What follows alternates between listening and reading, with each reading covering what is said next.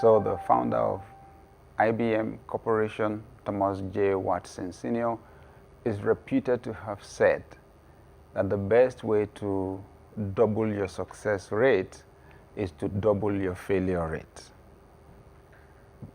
Okay, now, how do I double my failure rate? You may be asking.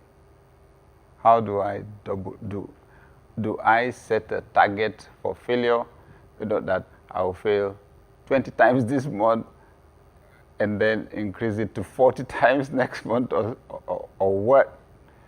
No. I think, simply put, it's just attempt more. Okay? Attempt more. Try more. Try more times. Okay? It's the attempting. It's already a normal part of life that it won't work out well every single time. So what you have control over is the attempting. It's the trying. Okay? Try many more times. Double your trying rate. Okay? Your experimenting rate. You know what? I think the earlier we do the trying, the better. I tell people, if you're going to fail, fail anonymously. Fail when they don't know your name yet. So it will be of no consequence. Nobody will hear about it. Okay? Experiment, try. Just so you can find what works and find as much as possible of that. To be very honest, there is some age you will get to when it's not advisable for you to be failing. Okay? The older you grow, the less suitable it is for you to be failing. If you fail in your 20s or 30s, just think about the fact that you have decades to recover and to build up again. But you want to do that in your 60s or 70s, I'm not saying it's impossible. I'm just saying it may be a bit more difficult to recover. So when we start ventures, and I share these with startup entrepreneurs these days, you see the failure, the trying and failing, adjusting and trying again, talking to the customer, checking the data to find out what works and what doesn't work, and trying again, and trying again. That's a standard part of the startup experience now. They say that most startup businesses fail. Yes. I think one, it's because we don't appreciate the fact that the reality is going to be different from what we wrote on the business plan, and that the strategy is not an emergent one. It's not one that evolves. Once we lock it down to what is in the business plan, we find it difficult to deviate from it. Yes, yet I believe that the strategy should be flexible, should evolve. I think people take failure too personally. Yeah, I think a lot of startup entrepreneurs, give up too soon. I think that a lot of startup entrepreneurs are not willing to try many times, to experiment, and we call it iteration. It's so important now. You have to experiment, try, adapt, try again, adapt, try, adapt till you get what hits, the product or the service, where it should be delivered, how it should be delivered, who it should be delivered to. Once you get the mix, everything grows from there. Then you can scale up. So this is the encouragement. Double your failure rate. In other words, try more. Try more. You just dig into the stories of people that have phenomenally successful. They have many things they have tried that did not work. It's just that most of us expect them to write books on success, not books on failure. Maybe it will pay us to ask them to write books on failure. All of them have books to write. I remember the story of Jack Ma, the founder of Alibaba.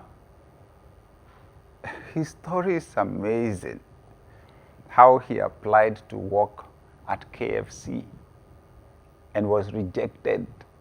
Can you imagine?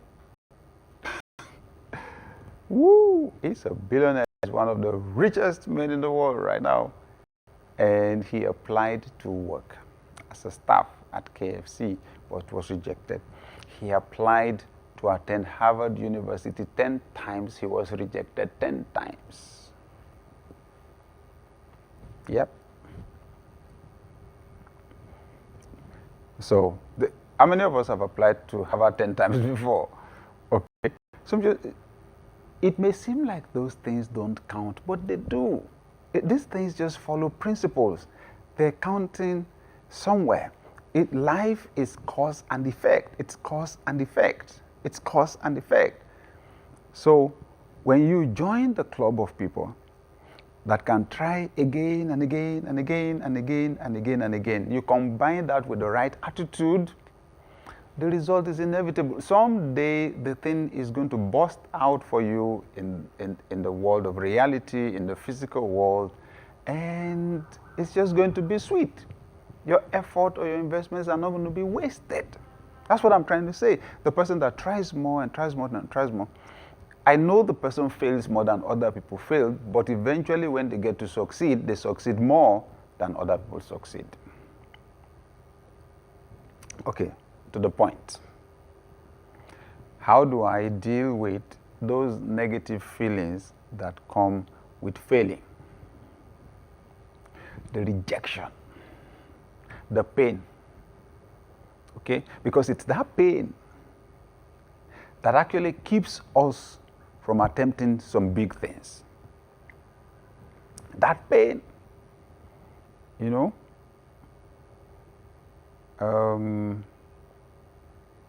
first,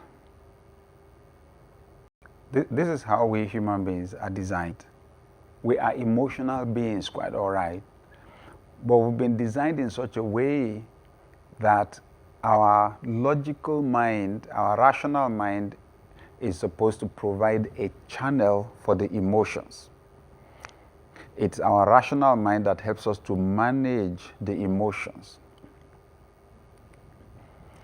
There are things you need to put in your mind. There are thoughts, ideas, constructs that should become beliefs and values inside you before you experience the pain we're talking about.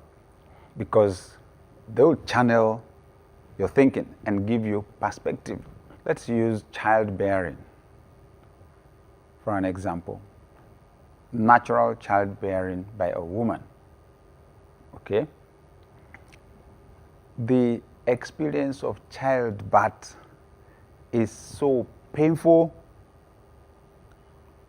I somehow didn't get to be part of the birth of our 2 children, so I had the opportunity to be there for the last one. I just wanted to be there.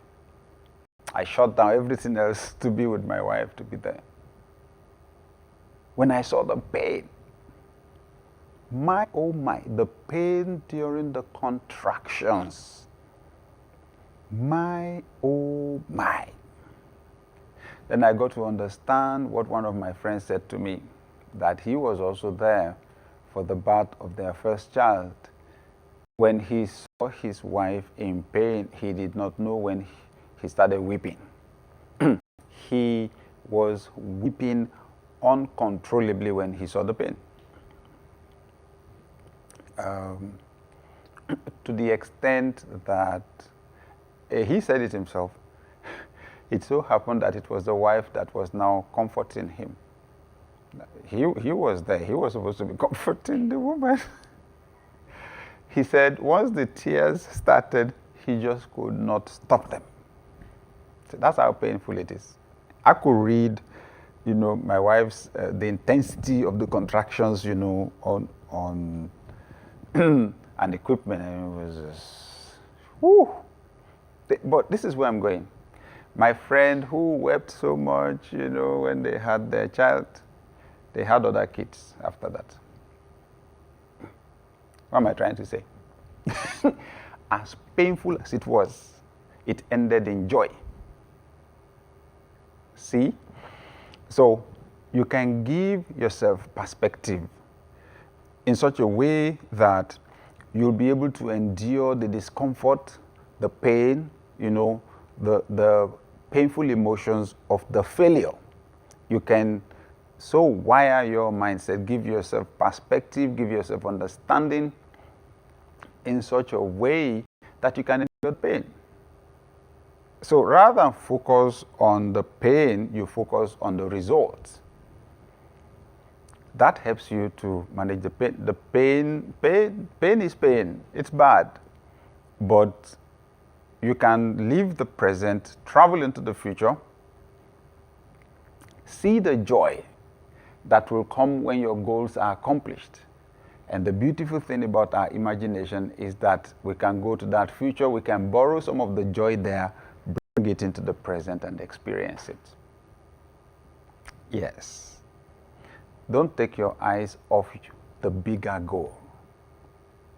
If you want to be able to endure the pain of failure, don't take your eyes off the bigger goal. For example, we said that in the insurance industry in the US, I read many years ago that they would say 80% of sales are made after the fifth call. Knowing that your chances of selling would improve dramatically after the fifth call, keeping that in mind, that's what helps you to bear the pain. So when you get the first no, you get the second no, you get the third no, rather than focus on the pain of the rejection, you're actually getting happy because the no's are moving you closer to the yes. Yes. Please, program it into your mind that it is normal to fail. Don't ever look at somebody else's life and assume that life has dealt them a better hand than you. Everybody has their own challenges. It's the perspective that is different. Okay? Give yourself perspective.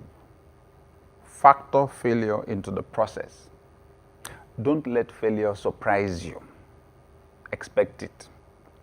Be open to receive feedback. In fact, see failure as feedback. See failure as feedback. And use it as an opportunity to adjust something. Sometimes it takes years to develop the cure for a particular disease or to get a cure that is an improvement on the existing ones. It takes years. The scientists are there in the lab. They're busy checking every day. They're busy trying and trying and trying and trying and trying. And someday, sometime, there's a breakthrough.